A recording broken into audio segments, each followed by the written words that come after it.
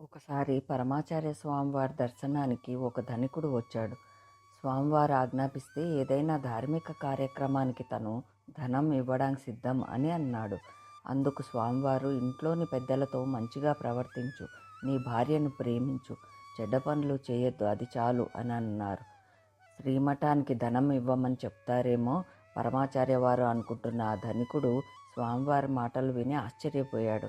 మఠానికి ఏమీ కోరలేదు పెరియవా అని అనుకున్నాడు.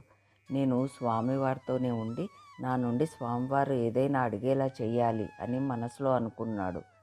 కొద్దిసేపు మౌనం తర్వాత స్వామివారు ఆ ధనికునితో, మీకందరకు అయ్యనార్ కులదైవం కదా, ఆ దేవాలయం ముందర ఉన్న సిమెంటు గుర్రపు బొమ్మ పాతదైపోయింది, దాన్ని బాగు చేయించి రంగులు వేయించి తర్వాత దేవాలయానికి కుంభాభిషేకం చేయించు అన్నారు.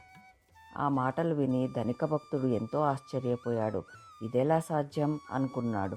ఎందుకంటే ఆ ధనికుడి తండ్రి చనిపోయే ముందు సరిగ్గా ఇదే పని చేయమని అతనితో చెప్పాడు. ఆ తర్వాత కాలక్రమేణా పనుల ఒత్తిడిలో ఆ విషయమే మర్చిపోయాడు.